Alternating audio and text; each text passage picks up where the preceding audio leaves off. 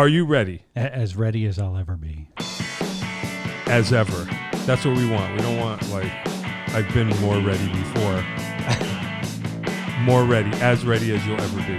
John Peckman Podcast, Connecticut Valley School of Music and Dance, beautiful downtown Portland, Connecticut. Come over the bridge, go through one satellite, start looking left, pull a U-ey, park in the street, red neon light. Like and subscribe. Tell all your friends. Come on the show with me. Have your own podcast in our very own studio.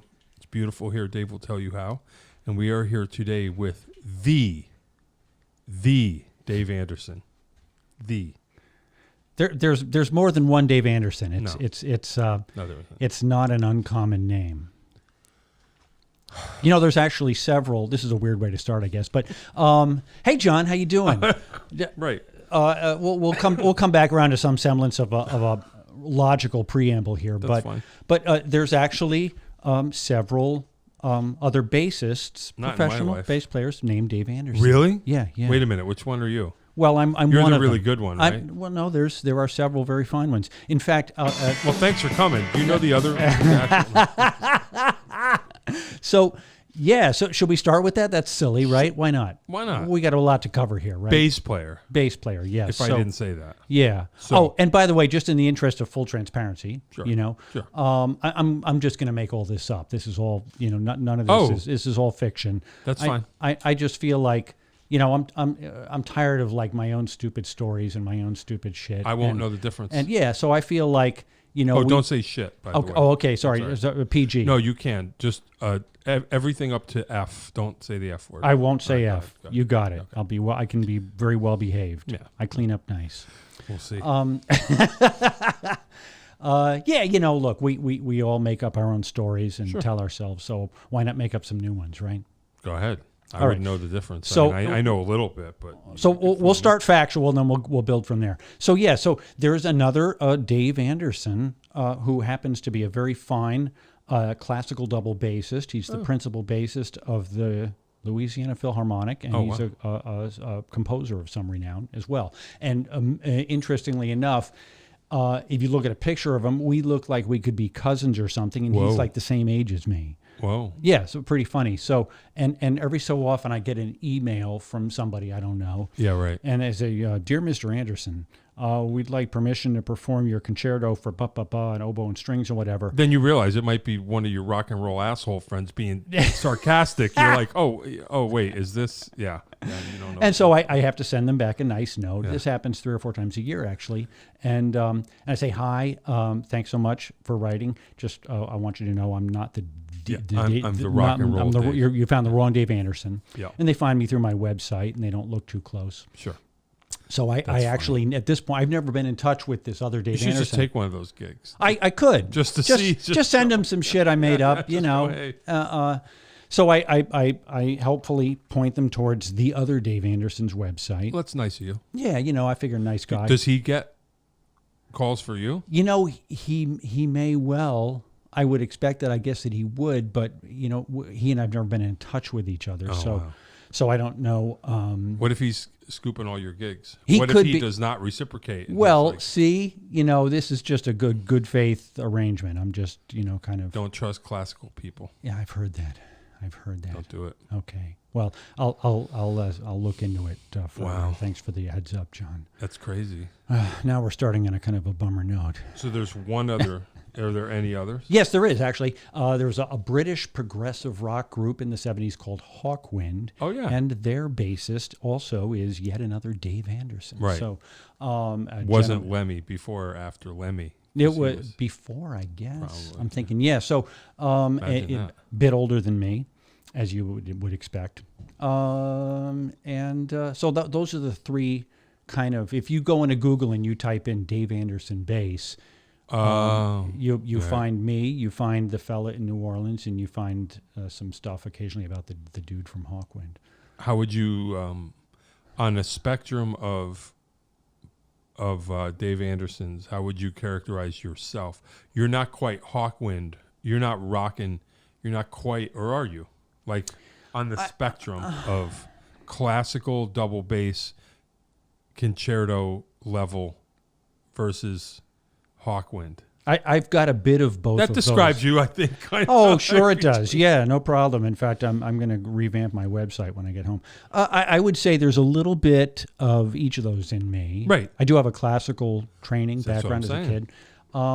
And you know, I think there's sort of this stale-dated notion amongst some musicians, maybe ones who don't work with me regularly or knew me when I was younger, who think of me as a jazz guy, you know. Right.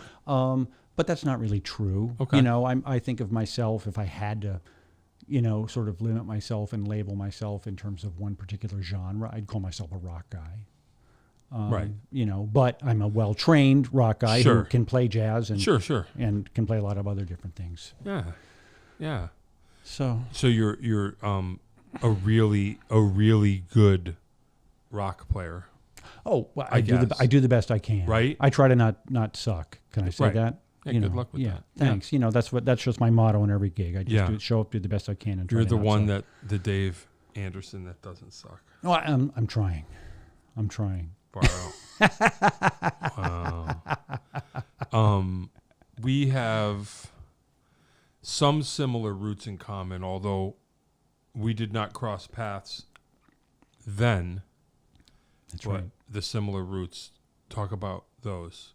We have Well, the connective tissue Yes. between you and I is that we were both at different points members of a regional, let's say, Connecticut rock band. Back in the late 80s and early 90s, Sure. I did the gig before you, a fella named Tony Richards, sure. who was in the area at the time. And he kind of had if I had to kind of describe it, a thumbnail sketch, like a sort of a Bruce Springsteen-esque Sure. rock and roll, blues rock kind of a band Sure. with a couple horn players. Very talented guy. Right. Yep. And a very good songwriter. Yes. Maybe that was his best asset, actually. Yep. And he was one of those kind of go-get-em sort of, you know, guys who would sort of had that charisma and would corral other musicians Yep. around him and get them to kind of jump in and buy into his vision or whatever. Sure. And when I was a young guy in high school, and then when I was off to Berkeley and coming home, you know, summers and stuff, Tony's band was the hip, you know, killer local band to go hear at a And this local is bar. where? I grew up in Washington, Connecticut, Okay. in Litchfield County. So, Yeah. and there was a little place called the Marbledale Pub, which is Right. now the White Horse Tavern. Right. It was kind of a dive back then, a nice Yep. dive. Yeah. And Tony, you know, held court weekly there and had, you know, a line from the door out around the Yeah. building every Oh, week. yeah. You know, Yep. that was, you know, in a little small town like that, pre-interwebs, folks, pre-everything Sure. else, pre-computers, you know, back in the vinyl record days. Mm-hmm. You know, there was only so much you could go out and do and have a good time Sure. if you were a young person growing up in a town like that, or the neighboring towns, New Yeah. Milford or Sherman or Danbury or Bethel or whatever. So, you know, that was the fun, hip thing to do. Everybody went out to hear Tony, and it was a great band. It was Oh, yeah. really impressively good. And I was a young guy, Yep. you know, dreaming about being a musician and getting going with my formal education. I went to Berkeley, but, you know, I had no experience, and I'd hear these killer musicians with all this energy and charisma. Who was in the band then? It was, well, the precursor to the K-Man band Yeah. was Brother Jump. That Okay. was an earlier iteration. Right. Some of the same guys. Yeah. A wonderful bass player who I'm still friends with, Mark Sichel, was the Yeah, bass I used to player hear of the that name. I don't Yeah. know that I might have met him, but I Yeah, used to hear that and name. you know, I would just sit there with my jaw on the Yeah, ground. yeah. You know, I mean, Mark was just a great, like, dyed-in-the-wool, classic roots rock, R&B, soul kind of bass player. You know, just played all the right notes, and he had a beautiful falsetto Oh, voice, okay. would sing some stuff. You know, Tony had great guys. And this guy, Tony Parker, on drums for a period of time. Yeah, I don't And even- Tony was one of the kind of illustrious Parker brothers. There were 5 Parker brothers, 4 of whom all became very successful professional drummers. One of whom, Chris Parker, is one of the top studio drummers in New York in the 70s and 80s. Didn't know that. And backed up Bob Dylan and played on Yeah, Miles, sure. Miles and Aretha. I and all did kinds not of, realize Yeah, that was- the famous Chris Parker. So there was also Eric Parker, who played with, who was the guy from All the Young Dudes, Ian Mott the- Hunter, Ian. Those guys. Yeah. and a bunch of other people. And Wow. the youngest was Nick Parker, who was my age and I went to high school with, and I was in a band. So I would go to the family house. All when drummers. when I was a kid, and they had a drum room all set up. Their father was like a Dixieland old school jazz Wow. drummer and a painter of some renown. I mean, he still shows his work in galleries. And Did not know that. yeah, so Wow. yeah, so I knew the Parker clan from years before. So Tony was the eldest brother, and he was the drummer in Wow. this group, this Yeah, brother yeah. jump group before they came in. So all the That's local crazy. musicians. It's in a small town. Yeah, yeah. Anybody who can play and has some talent, Yeah, they're is all gonna going to end up- congregate and coalesce together.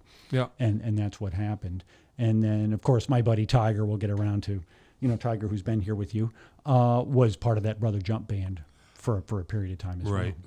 Right. That Yeah. all makes sense. Yeah. So you were in the band after I was. Yeah. I was in one of the many sort of successive iterations of Yeah. the K-Man band. Yeah. Which was an odd name for a band. It was named after his girlfriend. That's right. And I did that for, I guess, a year, maybe a year Yeah. and change. And that was long enough for me as a young musician Sure.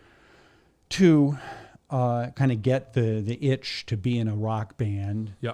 out of my system and decide to kind of pursue my more serious Which would be goals of being a freelance musician, being a studio player in New York, and all that kind of stuff. And I was kind of already on that path, but the excitement of playing in a cool Sure. band and having Sure. all the girls dig you and all that Sure. stuff when I Sure. was whatever in my mid-20s was, of course. that was enough to sway me in that direction. Yeah. I'm glad I did it. It was fun. And actually, I've been doing studio work, of course, for many years. We're talking about over 40 years ago at this point that I was in that band.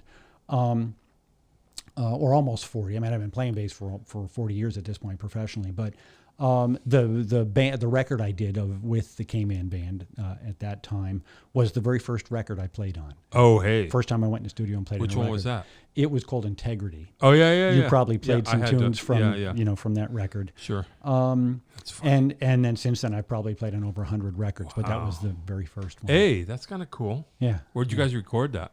It was a cool little studio. I think it was in Westchester, like outside of White Plains, maybe Oh, wow. somewhere. And funny. the studio is no longer. Okay. But it was one of those cool 70s kind of wood panel, Wow. That's funny. kind of contemporary architecture kind of places. Yeah. This is back in the era of 2-inch tape and Sure. and analog everything, of course, and a big reverb played out in the entranceway. So crazy. And all that other stuff. I haven't heard that record in decades, but Yeah. I think it held up. Yeah. It held up in its own charming way. That's wild. Yeah. So funny. So that's our shared history in an Yeah. indirect way. You and Yeah. we knew of each other. Right. And I went to go here after I kind of left the band, and then Tony kind of continued to shuffle the deck and call Sure. different guys. And he brought you in, and you were kind of the wunderkind, the hot Sure. new young guy. Yeah. And he got some other great players. And so there was a new improved version of the K-Man band Yeah. at that point that you were a part of. Yeah. And I went to go hear the band, and our old buddy Brian Balognan Sure. was still a part of it. And it sounded fabulous. But Tony was one of those guys who just I don't say this disrespectfully, but he just couldn't get out of his own way. He had all the talent in abundance, but he didn't have maybe the people skills or the organizational skills to kind of foment some Sure. actual progress. Sure. And it's a crapshoot. Look, I mean, the making it big in the Yeah. rock business or pop business Yeah. is like winning the lotto. But he did have certainly the prerequisites as far as talent, material, Sure. and stuff. And he was a charismatic, exciting performer. Yeah. Agree. Yeah. So that's our Yeah. by way of kind of roundabout way. That's our Yeah. historical connection between you and I. And then you and I didn't play together for many years, and I think we kind of had our little reconnection through our friend Jeff Pivar. That's right. Yep. And Jeff just happened to call both of us to come do a fun thing up here in your neck of the woods. Yeah. And we all love Jeff. I mean, Yeah, he's yeah. just one of the most wonderful musicians ever, and such a beautiful, warm guy. and always happy to play with him anytime I get a chance. And then lo and behold, you and I are in the gig, and I'm like, hey, do you remember where you know me from? Yeah, and you're yeah. like, oh, I'm not really sure. You know, it was pretty funny. But we kind of caught up with our backgrounds and everything. Yeah. It's like, oh yeah, you from K-Man Band. So Yeah. that was fun. Yeah, that was fun. That was fun. It happens. Yeah. Killer. Yeah. But then, so when did you get first interested in music or bass and deciding like this is what you're going to do? Can you remember? Oh yeah, How sure does I that can. happen? I mean, well, I had the good fortune to come from a very musical family. That helps. My parents were public school educators and administrators. My dad was a school principal, and my parents both had mus ed degrees. They were both started as music teachers.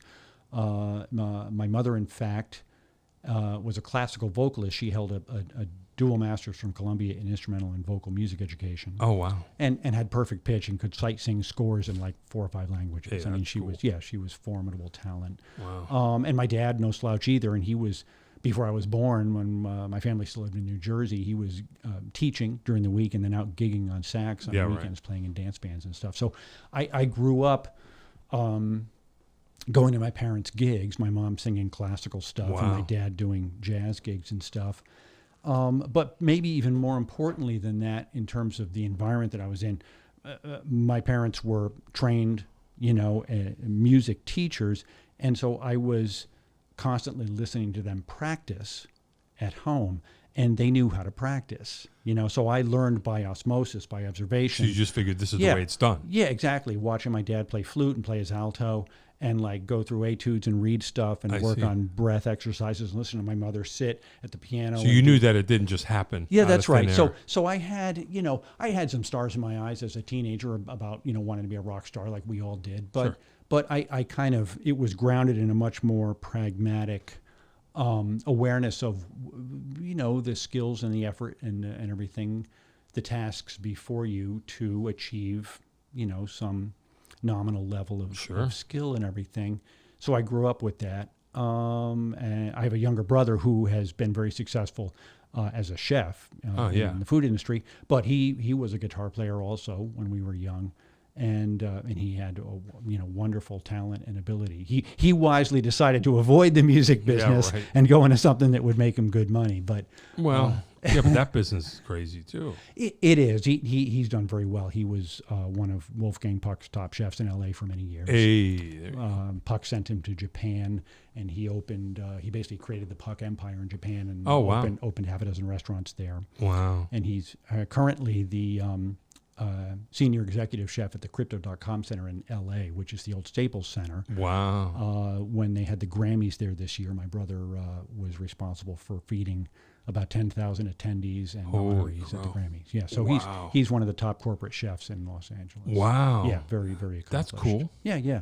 And still plays guitar. Yeah, great. He was a great guitar player. That's cool. Yeah. Yeah, I have a nephew who's an executive chef. Oh, wow. That's great. Yeah, he's on his way. I guess. I don't know much about that biz, but you better be ready. You better have a good work ethic. My brother did 60, 70-hour weeks all through his 20s and 30s. Yeah. It doesn't let up. Yeah. But coming back around to your question about the music thing, so I had that rich environment of music as a kid. I started out playing classical violin. I was first year violin in the school orchestra. Hey. And then I picked up trombone when I reached the grade that you were allowed to in middle school. Different clef. Now you're in bass clef. Now you're getting... Right. So, and then I was in the concert band and what they called a stage band. That was the euphemism for jazz band. Right. You didn't want to scare parents back then with the word jazz, so they called it the stage band. Right. Yeah, because, so I did that, and then all that happened before I picked up a bass or guitar, and then puberty hit, and then my parents had done a pretty good job of shielding me from rock and roll up to that point. I was listening to my mom's classical stuff and my dad's jazz stuff, which was great, and playing in the school ensembles and everything like that. And then some friends of mine going into high school. So they weren't into rock and roll. No, they weren't. They were kind of generationally pre-rock and roll. They liked and appreciated the Beatles.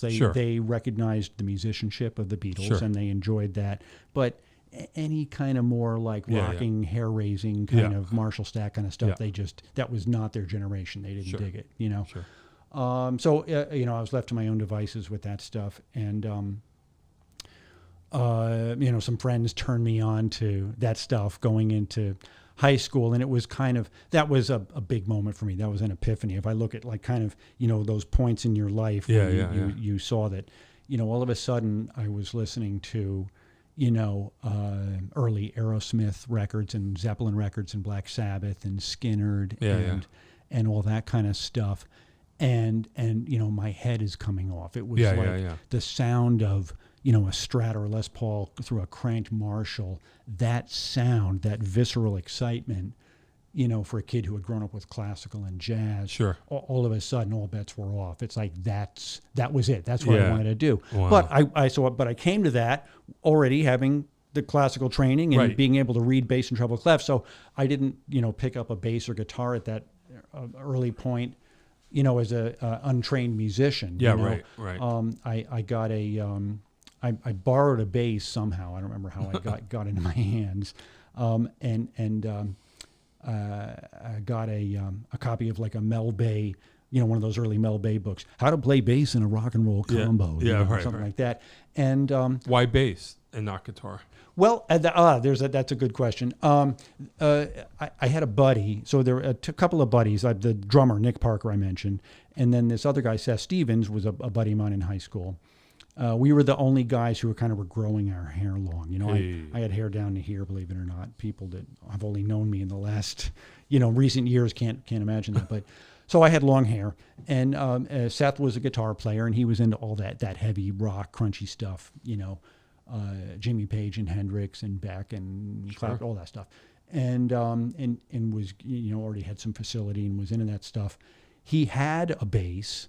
But he switched to guitar. He wanted to be a lead guitarist. Yeah, Remember when it was rhythm guitar, lead guitar? Sure. So he wanted to be a lead guitarist. And so we needed a bass player to have a band, so it kind of fell on me. And so he loaned me his little Fender beginner bass. So really, kind of comically, I guess, I started as a bass player because that was the instrument that was needed to kind of create a band. I bet that happens a lot. Yeah. So that was the start of that, and then those guys were kind of indoctrinating me with all that heavy rock stuff, and I kind of just fell for it head over heels. But pretty quickly, because my parents, of course, were looking at this with some concern. Sure. I had dropped violin. I wasn't doing anything else in school, music at that point, and they wanted me to take lessons. It's like, if you're going to play, you got to take lessons. You got to study. So sure. I started studying at a music store in Torrington, which was not too far away from where I grew up. Yeah. I had the good fortune, this was one of those things where the stars aligned, a guy named Dave Santoro, who still, all these years later, was one of the top serious jazz upright bassists in Connecticut. Oh, wow. And has played with a long list of heavy, nationally known jazz artists and stuff. And he was teaching lessons at this little music store in Torrington. So I walk in there, and, my first lesson, he opens up a manuscript book. He writes out all the modes of the major scale, so I'm learning all the modes. And he's got a transcribed walking bass line from like Sam Jones or Ray Brown or one of those dudes on All the Things You Are. Yeah. And he's like, all right, you got to learn all this. Here's all the triads that are diatonic to the modes, and learn this bass line and come back next week. So he threw me in the deep end right away. Wow. No kidding around. You're like, I just want to learn Sunshine of Your Love. Yeah, well, I was already, I was kind of, I jumped into all that stuff pretty quickly with the rock stuff because of my training and everything. Even at that early point, somewhere there's a manuscript book with me kind of, painstakingly writing the notes in my clumsy manuscript handwriting at that point. But I wrote out the bass line to The Ocean by Led Zeppelin. Sure. Houses of the Holy. And I wrote out some Chris Squire tune, maybe Long Distance Runaround or something like that. But I was already, I was musically literate as a kid, so I was already writing music and transcribing stuff I was learning off of records at that point. So 7/8. Yeah, I jumped. Sorry. 7/8. 7/8, exactly. Oh, yeah, there. One, 2, 3, 4, 5, 6, 7, 1. Yep, love that. I still that's one of those touchstone records for me. I still love that just as much as I did all those years ago. I have to sidebar a story. Yeah, Some people have heard this story before. This is funny. I don't know. My wife, not a musician, Mm-hmm. but a really good ear. You know, like she likes music, she's into it. Yep. And I was playing a cover gig one time. We were playing The Ocean, and she was at the gig. Yep. And I start playing it, thinking I'm Mr. Cool, and I see her head, and I'm looking at her, and she's like, never mind. And I'm like, I wonder what her problem is. And then during the break, I'm like, what's your deal? What's your problem? She goes, you're playing The Ocean wrong. I'm like, what? She goes, you're putting a bass drum.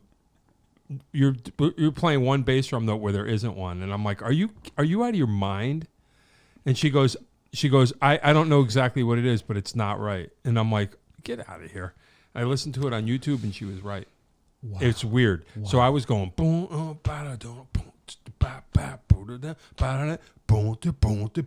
It's boom, boom, Right. There's you don't play the boom. It's not a double dotted figure going out of and the you seven leave out the yep. last.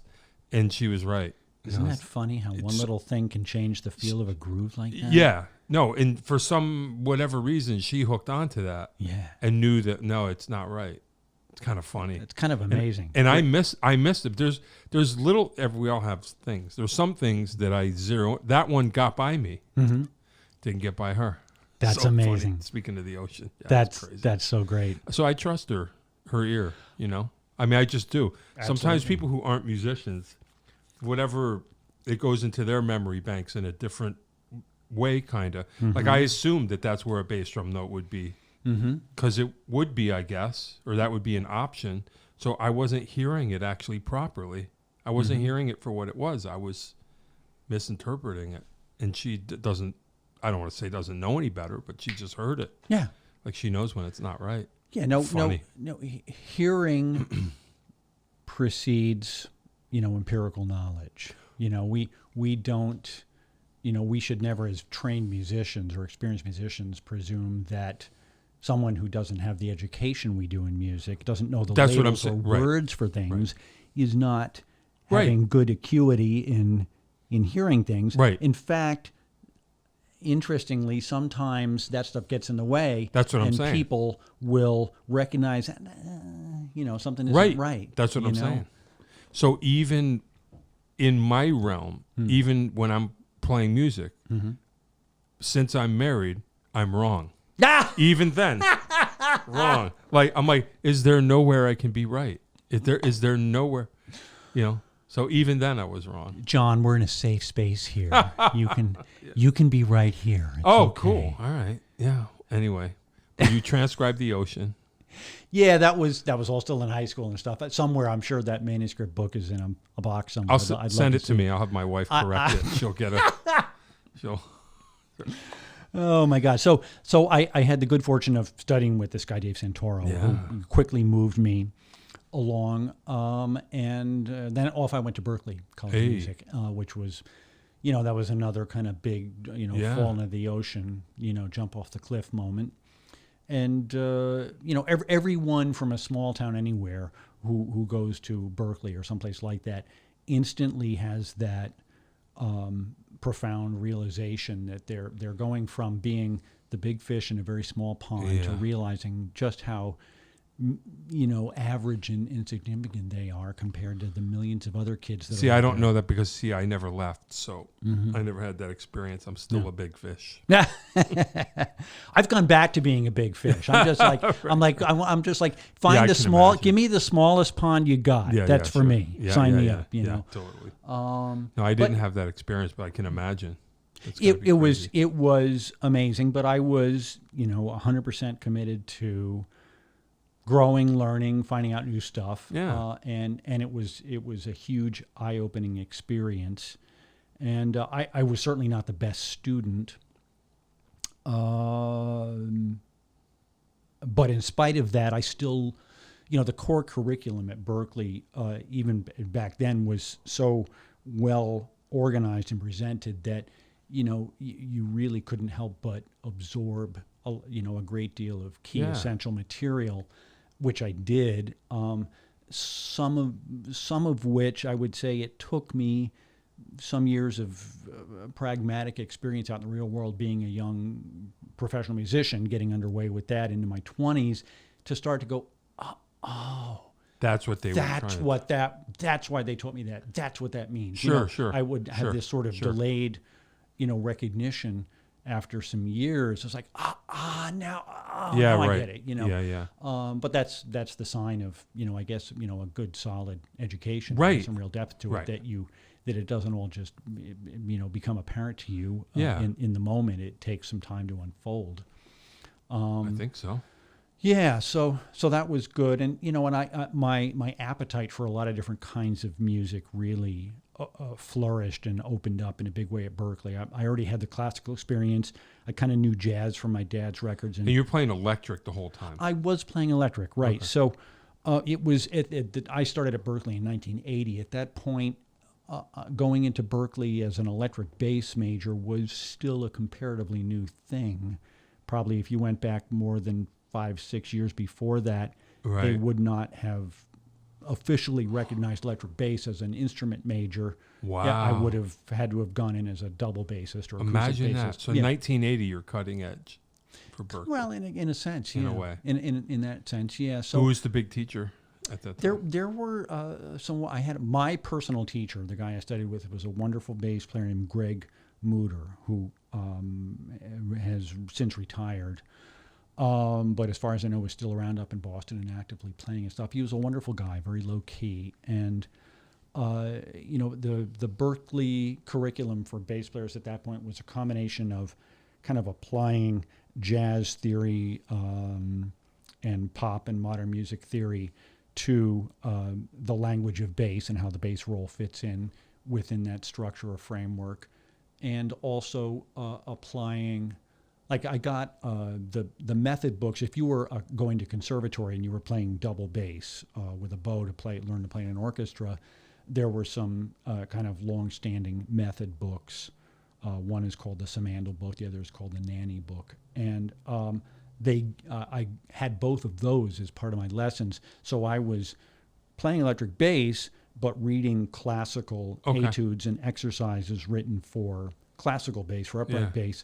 And at the time, because electric bass in terms of the teaching methodologies and everything was still a comparatively new thing, anybody who was serious about electric bass and studying it in that kind of a structured, environment, they were basically handing you upright bass, classical bass or jazz bass materials, and then having you adapt that to the electric bass. So one of the interesting things about that in terms of technique for me was that all my early teachers were primarily upright bass players, jazz players.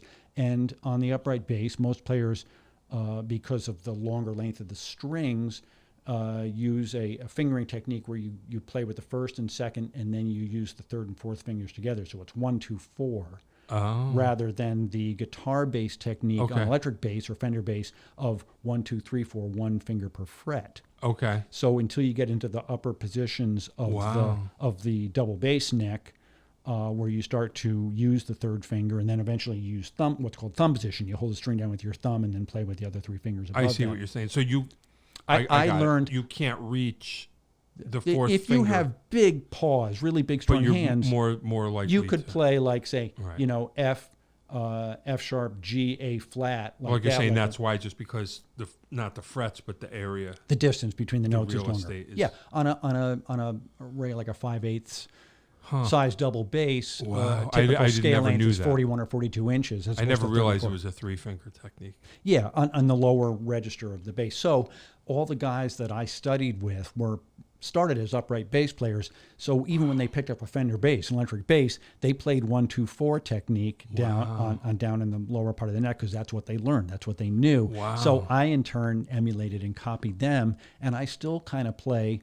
I can easily play 1, 2, 3, 4 when I need to down there. Wow. But I instinctively kind of still play 1, 2, 4 in the lower part of the neck 45 years later. How limiting is it's that? not limiting. It's not limiting. Can easily open up my grip and get to the whatever notes I need. And, I spent the serious heavy practice years, the hours and hours a day years with a metronome and everything when I was young.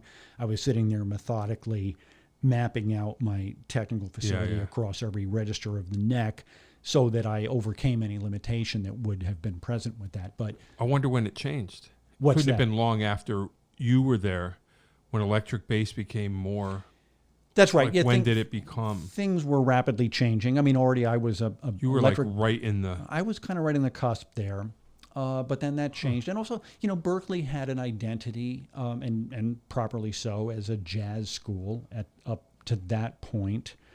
But all of a sudden, my generation going into Berkeley was really kind of the first to go into Berkeley and perhaps have an interest or an enthusiasm, already some knowledge or skill with jazz improvisation and the language and everything, but maybe not necessarily as a primary interest, and in some cases maybe not at all. Like young guys were going into Berkeley who wanted to be rock or pop players or R&B. They just want to work on their technique. Or, yeah, and Berkeley's curriculum at that point had not yet caught up. Of course, now it has, it did many years ago, but at that point, 43 years ago, Yeah, right. it was kind of all still new. Anyone, they try to get you to play upright at all, or no? I never really got proselytized with that, or nobody tried to indoctrinate me. Over the years, I still have people, because I have facility playing jazz and improvising and stuff. People will hear me play in a jazz setting on my regular bass. Yeah. And they'll just presume that I must be an upright bass player, or else I wouldn't know how to play that music and, Right. and swing and walk and play Right. lines and improvise and everything.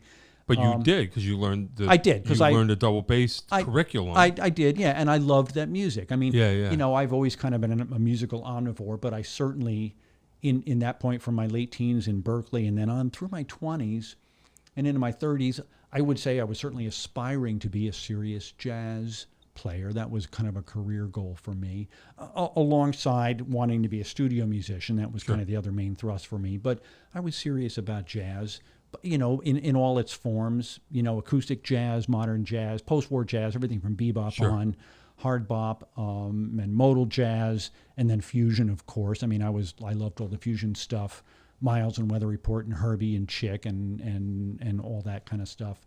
John McLaughlin and all those great players, Wayne Shorter. I was into all that stuff. Yeah. And I still enjoy that stuff. Sure. That stuff is kind of a smaller part of my musical world these days, just because other things have filled in. Such as? It's funny. I would say that, in life sometimes we kind of come around in big circles. And You're back to Sabbath. That's a funny way to say it, but yeah, I am. I gave myself permission finally in my 50s. I'm 60, by the way. I don't have any problem admitting that. I'm admitting it here in public. I'm 60 years old. In my 50s, I finally started kind of giving myself permission to get back into and kind of fall in love all over again with the rock stuff that I grew up with, because I felt like I don't have to prove anything anymore. I've proven myself. I've worked with a ton of major artists. I've played on records. I've toured. I've done all this and that and everything else. I don't need to prove anything to anybody. If I love that music, I'm going to listen to it and I'm going to play it. Amen.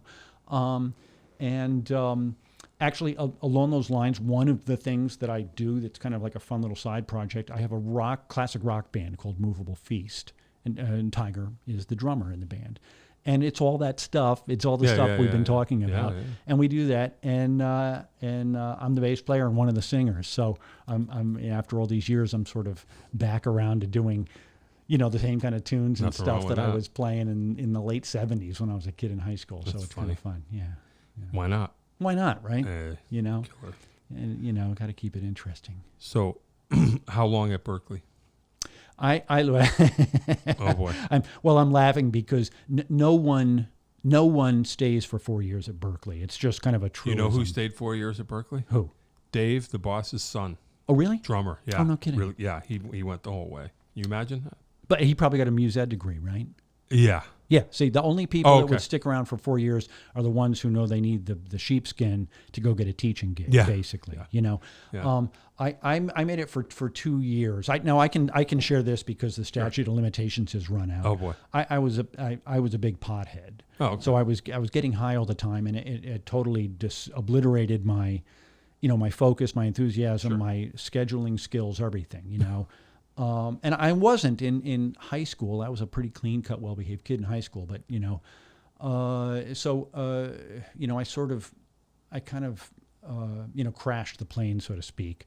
After a couple of years at Berkeley, I was just not really functioning, and then I pulled myself together after that. But so I managed 2 years before things kind of ground to a halt there. In retrospect, of course, I wish I had my act together. Sure. And was more mature and had stuck around and at least gotten a bachelor's degree. Now, at 60, I can see the value of that. When I was, 17, 18 years old, I didn't see the value. Well, you're going to of that. go back. Yeah, you're going to be a rock star with Tony. Yeah. Because you see it. You're like, here it is. I don't need any of that stuff. It's going to happen. I know. Oh, boy. I know. Yeah. Yeah. So, I got out of Berkeley and, jumped right in with trying to get gigs and stuff. And I met, that's around when I met Tiger. Tiger and I have been playing together for over 40 years. Wow. Yeah. Amazing, right? Cool. And so this is the early 80s. And I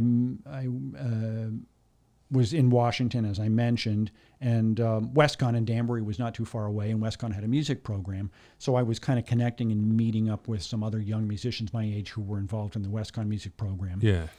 And started going out and doing some gigs. So I was playing jazz gigs, like jazz, trio, quartet kind of gigs, playing in restaurants and that kind of thing, and little bars or whatever.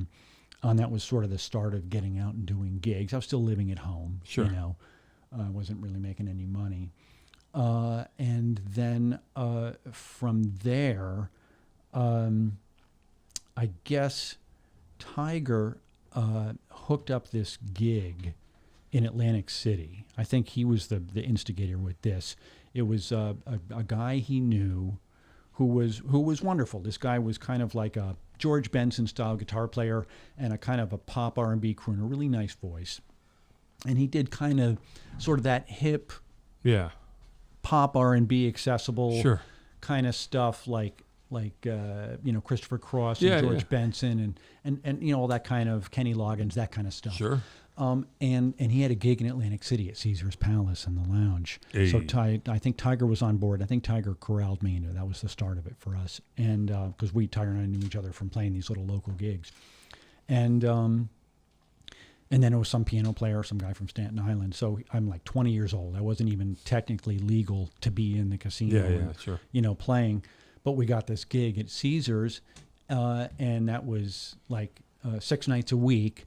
And you would do a 6-hour shift. It was like a union gig. Whoa. So you would play either like 6 p.m. to midnight, Yeah. or you'd play 9 p.m. to 3 a.m., or you'd play midnight to 6 in the morning. Whoa. And the back then, all the casinos had like a bar lounge kind of thing with a live band, so that people are doing the tables and Sure. slots and whatever, and then they go to the bar and have a drink and come back and play some more. And the band was just a part of that atmosphere and everything. Wow. It was all still, every place had live bands like that. Wow. So we did that, and it was a blast. It was so much fun. That was like, that's it. I'm a professional musician. Yeah. My first full-time gig. Sure. Me and Tiger staying at some dilapidated, boarding house place down the street in Atlantic City. And then from there, we met some other young musicians there, and I hooked up a cruise ship gig in Florida. Yeah. And a few months later took off and went down to Florida and got on a cruise ship with some other guys. And I ended up doing cruise ships for maybe almost 3 years. I worked on 3 different ships. And on the second ship that I worked on, and we're tying in a little history here with Tiger, whatever point the drummer disappeared, or they didn't have a drummer. And it was like, how do you disappear on a ship? Get thrown overboard. Yeah, we got beamed up. Shark food. Yeah. Yeah. He wasn't that good. So I said, I know a great drummer back in Connecticut. Let's call him. It's like, yeah, okay. So I got Tiger on the cruise ship gig. So Tiger came down, and we did that together. And then as a heartwarming side note, one of the girls on the cruise staff, who I was just friendly with, we all would go out and drink and everything after work at night when we were docked in the Bahamas or whatever. She and Tiger met and became friends, and now 35 years later, they've got 2 grown kids. Oh, hey. Yeah, how about that? Hey, that's So cool. I can take credit, happy to take credit for being indirectly responsible for introducing Tom It Bigelow's happened wife. in the Bahamas. That's right. It happened in the That's Bahamas. pretty cool. Yeah. So, The origin story. yeah, right. So we both came back from the cruise ships after a couple years of that. I was loving it. I was loving the kind of the, the lifestyle and everything like that. But I had, serious designs on a career. I wanted to be a studio guy in New York, and I wanted to make connections and network. And, I was sitting there in my cabin, beautiful, beautiful Caribbean sunshine outside, and I'm sitting with my metronome. I was very serious. So I was like, all right, time to get back to New York and start connecting with people. And then after that, we're sort of splicing together parts of the story here, was when I connected with Tony Richards and did that K-Man stint. And that was sort of a little side detour in a bigger picture sense. And then once that was done, I would say when my tenure with Tony ended after a year or whatever, 1988, I guess that was when I kind of made the official declaration or decision that I was pursuing being a freelance musician at that point. Okay. And that's what I've done ever since. Far out. Yeah. And here we are. Wow. Yeah.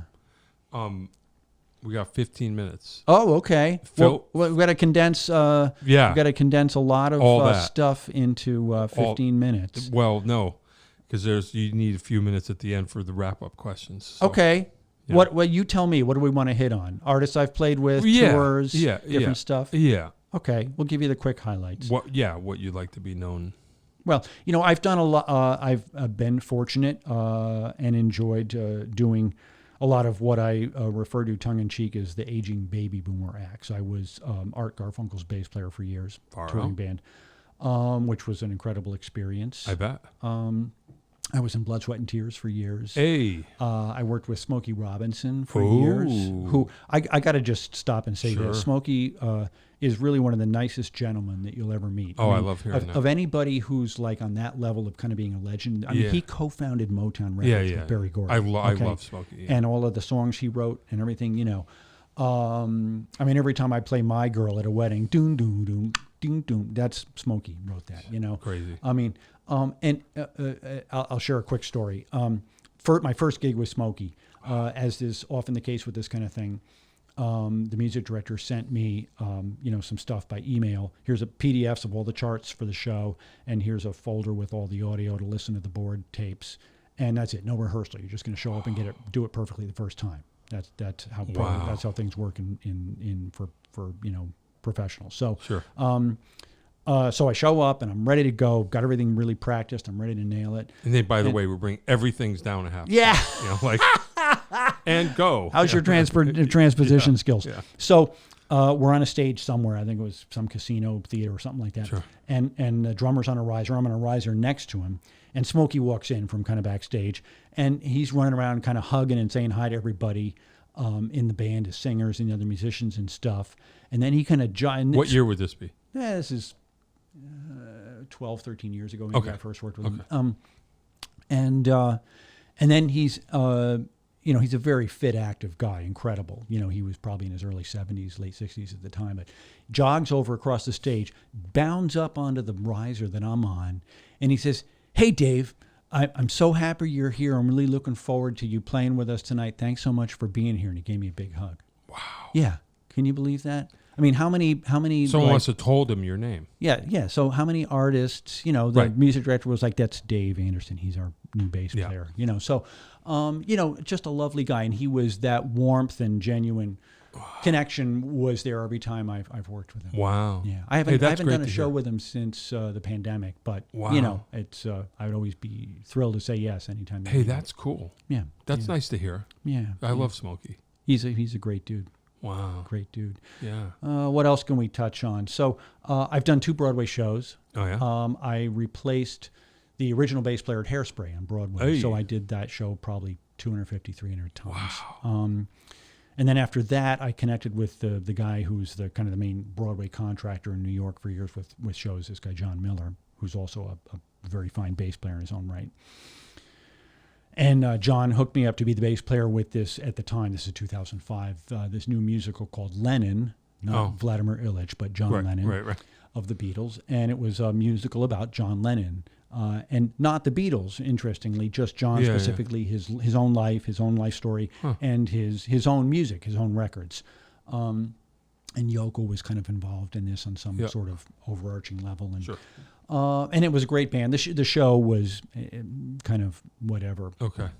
Maybe the initial concept of it or whatever the execution was, there were things that didn't fit together well, but all of the actors and actresses were just phenomenal talent, singers and actors, really incredible. And the band was great, and I was on stage, so I was like performing on stage every night with the band, which was cool. So I wasn't tucked away in a dungeon like I was at Hairspray. Yeah. And so the show after the out of town run and stuff, which was fun in San Francisco, once we opened on Broadway, we did previews for a month and a half or so, and then once we opened, we promptly closed like 4 or 5 weeks later. It got scathing reviews. This was the era going back to when jukebox, so-called jukebox musicals were. Is that you, Dave? Yeah. Okay. Were kind of in prominence. The ABBA thing. Yeah, sure. Broadway show was Mamma Mia. Yeah. Was huge, doing huge numbers and had recouped many times over. And so everybody had dollar signs in their eyes, and they're all looking for, what's the next, classic pop rock baby boomer, music catalog we can turn into a musical and make that kind of money. So in that era, besides the John Lennon musical that I was a part of, there was a Bob Dylan musical, a Beach Boys musical, a God knows what else. Frankie Valli. Yeah. That's the one that one did well. That was the only one besides Mamma Mia. So they're just trying to figure. They were just flailing, throwing money at stuff and trying every You know why the John Lennon one didn't work? Why is that? Because he dies at the end, and nobody likes that. Wow, see, that's not cool at all. What I just said, that's not cool. Why didn't they think of that? It's not cool, man. Why didn't they think of that? That's okay. We can make a joke. Spoiler alert. Look, I think John was the kind of guy he would laugh at that joke. Yeah, he probably would have actually. So that's it. And in terms of what I'm doing now, I spent years kind of being a road dog. Yeah. And being on the road kind of maybe a third of the year or so. Yeah. With a bunch of different people, those acts I mentioned, and also a lot of jazz people. I played with Bill Evans, the saxophonist from Miles Davis Band, off and on for 10 years. And that was great. Did a couple records with him and a bunch of other, jazz people, Hiram Bullock and Chuck Loeb and all kinds of these people, and a bunch of smooth jazz people who are great guys, more groove-oriented stuff. Are your parents proud of you? Yeah, it's my like the long way around. My mom didn't live. I'm playing on Broadway. Yeah, my mom didn't live, unfortunately, long enough to see me kind of accomplish what I did. I was in my late 20s when she died. But my dad is still alive and well, thankfully, and he came to the Broadway show to see me, and he's seen me do all the stuff that I do. So it's been nice for me to be able to. You realize this is a legit. It is in its own way. Yeah. It wasn't a legit path in his youth or whatever, so he didn't see it. Yeah. And he realized that it is. Yeah, well, for his generation, right? Kind of following that straight and narrow route. Sure. You get married, you have kids, you have a real job. And that's still the reality for a lot of folks. Sure. Based on their circumstances. I was kind of a luxury for both my brother and myself that we could pursue careers in creative fields. For him in the culinary world, and for me in music. And be able to do that, I think there was a moment there. Yeah. That those opportunities were more available. That's kind of cool. Yeah. So you did what you set out to do, more or less. I did, and I'm grateful for that. The thing for me was I as I mentioned earlier, I probably had some stars in my eyes about wanting to be a rock star as a kid in high school, but that quickly fell by the wayside, and I got down to the business of doing this professionally and building my skill set, building my connections, and doing what I had to do. Sure. So I always kind of had, at the end of the day, more of this pragmatic, kind of way of looking at it. Yeah. I wanted to make a living in it. That was my goal. Right. And thankfully I've done that. So. Yeah, I hear you. Yeah. So. Yeah. Yeah, I know what you mean. I remember, like, with the Tony experience, you're like, this is it. I'm going to be a rock star through this. Mm-hmm. Then as I got older, I don't remember what age, I realized that I go, well, if you had, it would have been over by now. You know, so what are you going to do now? You know, and then you just build a life. Right. Because I don't know, in whatever we thought the Tony Richards thing was going to be, I don't know if the drummer would have made bank to retire. You know what I mean? Like I would have ended up right back wherever I ended up. It would have been a 10-year run maybe. Right. And then I would have been 30. You know what I mean? Like, and you'd pop your head up out of the ground, like the groundhog on and Groundhog then Day, you were- going, "What do I do now?" yeah. So after a while, I just was like, okay, that dream's over. Let Yeah. me just figure out what I can do. So yeah, I hear you. Yeah. I think that's the way it is. Yeah. So are we is this the wrap up moment? Yeah, we're getting there. Okay, good. Right. You tell me. Are you ready? No, like you tell me, man. I got stories all night. I if you know. want. Well, you'll have to come back because. Well, there I we don't go. We'll do feel like part 2. Yeah, we will. No, we can.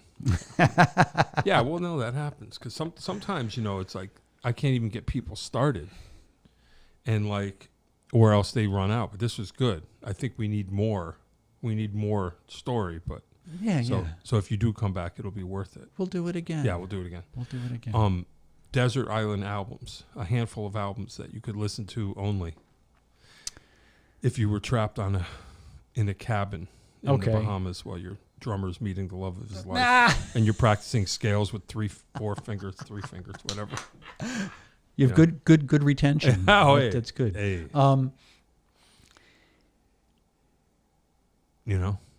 Yeah, I guess I would say, I kind of jump from, I'll get obsessed maybe without going too much off the track here. Sure. I guess my listening habits are such that I'll kind of get into a record. It'll grab my attention, whether it's something I've known for years or Sure. something I just bumped into. Either way, it doesn't matter. Yep. And then I just kind of like always listen to that. I get in the car, go Yeah. outside, Yeah. whatever. Making dinner, and then you reach an intuitive moment where you say, okay, I love that. I still love it, but I've had my fill. And then Sure. you find something else to kind of land on. So there's always a cycling of stuff, but I gotta say that, for me, Led Zeppelin's catalog is really coming back around to that is really, a formative wellspring for me. I agree. I just my respect and admiration as a professional musician for all of them, but particularly Jimmy Page and John Paul Jones, who I think importantly and significantly were not just like kind of make it up in the garage type musicians. They were successful studio musicians in London playing on other people's records when Jimmy came up with the idea to create Led Zeppelin. Right. And to me, that professionalism and skill and experience in the studio techniques and all that other stuff is so abundantly obvious right from the first Zeppelin record. I agree. And Bonham brought his special gift, certainly one of the easily top drummers in the history of rock. Easily. And then Plant's just special inimitable thing that was so great. Yep. Those records really stand the test of time. I would say for me in particular, Houses of the Holy. Sure. Physical Graffiti, I think, has high and low points, but it's a great record. Either of Led Zeppelin 1 or 2. Yeah, I love 1. I do too. I get in the one really hole do too. and I just over and over. I sure do too. I sure do too. So that as a quick aside here, cut me off if we're ready to snip here, but. During that, we all had, as musicians, we all weathered the pandemic in our own ways as best we could. And we're all sitting kind of at home, sitting in our hands. And but that happened to be the point for me where out of sort of a desperation to be entertained by something, I kind of actually discovered YouTube. I mean, I knew it existed, but I started actually going on there and looking for stuff and realized that there was this wealth of everything I could ever want to find or listen to, whether it was live clips of bands I loved from years ago. So overwhelming. Or just studio tracks that were on there, all that kind of stuff. And I had, because I had spent my 20s and 30s, which means the 80s and 90s, kind of, firmly ensconced in the jazz and fusion worlds in terms of my listening and my gigging and stuff, I kind of ignored all the great rock that was happening in those years. And so I kind of all of a sudden, very belatedly, discovered all the great 90s rock stuff. on YouTube during the pandemic. I was already a Chili Peppers fan, but I Sure. really kind of got into them. Pearl Jam, Alice in Chains, Sure. Nirvana. Sure. I mean, I'm embarrassed to say I didn't realize how great and amazing those bands were, because Yeah. I was busy paying attention to like Right. fusiony diddly Yeah, I stuff kind back of, then. yeah. And it was an epiphany for me. I mean, Kurt Cobain was a savant. I mean, he had some special once in a generation Yeah. gift. Yeah. And Eddie Vedder, I love. I mean, he's got this dark energy that's really powerful. And I love the Chili's. I mean, people say, oh, because of Flea. Well, yeah, sure, Flea's a great player, but Flea and Chad Smith together are one of the best rhythm sections Yeah. in rock in the last 40 years. I mean, they're so Sure. locked. And John Frusciante and the other guys that played guitar in the Yeah. band at various points are all great, and the writing's great. Anthony Kiedis, I think, is kind of overlooked as a really great rock singer and a lyricist. He's a great writer. Yeah. He's very verbal and literate, and his songs lyrically are very dense. There's a lot there. So there's always something new to jump into and love. Totally. Yeah. Well, next pandemic, I wonder what. Yeah. Oh God, don't say that. I know, dude. I know. Good Lord. Desert island food, real quick. Okay. Sushi for starters. Sure. I love to cook, by the way. I'm an avid cook, enthusiastic Of course. cook. Love sushi. I love and making stuff on the grill. Yeah. Anything, seafood, meat, whatever. I'm an omnivore. I kind of eat everything. I'm really into fresh fruits and vegetables. I mean, I kind of just normally day in and day out kind of stick to a lower carb diet. Good healthy proteins and organic fruits and vegetables and stuff. So any and all of that stuff would be on my gotta have list. Far out. Yeah, man. All right. Yeah. You know what? What? We got to go. Okay. Because I don't want to run out. Yeah, don't do that. Things could run out. SD cards And have a then it's limit, all- just like humans. Right, and then it's all gone. We don't want that. We don't want that. All right, you got to come back. John, thank you so much Of for course. having me. Well, What a you were always- pleasure. You've been on the list for a while. I appreciate So it. we've been trying to do this, so Yeah, great. and we finally did it. Good. So that's cool. Great. Appreciate it. We'll look forward to part 2. Yeah. Oh yeah. No, it'll happen. Sounds good. All right, I'm gonna press the button. Okay. Dave Anderson, bass player. He was here. It's official, and we'll be here again. John Peckman Podcast, Connecticut Valley School of Music and Dance, beautiful downtown Portland, Connecticut. Come over the bridge, go through one set of lights, pull a Yui, look for us. Music store, red neon light. Be on the show with me. Like and subscribe. Tell your friends. Have your own podcast right here in our beautiful studio. You can do it too. You could even do it. Wow, Dave me? Anderson. Well, I don't know. It's kind of a long drive for you. But you could. I could. Thank Nothing- you, Dave Anderson. Thank you, John Peckman. See you next time. Beautiful. Adios, kids. That is all. If you'd like to start your own podcast, give us a call at Connecticut Valley School of Music and Dance. Our professionally designed podcast space is here for all your recording needs. Rent out our studio to do interviews with up to 4 people, to record audiobooks, social media content, and all other recorded material. Our rentals include a private studio along with our professional-grade podcasting equipment, and we can customize your output to whatever your needs are. We also have green screen capabilities, which will expand to video capability if you so wish. So check us out here at convalley.net/podcast.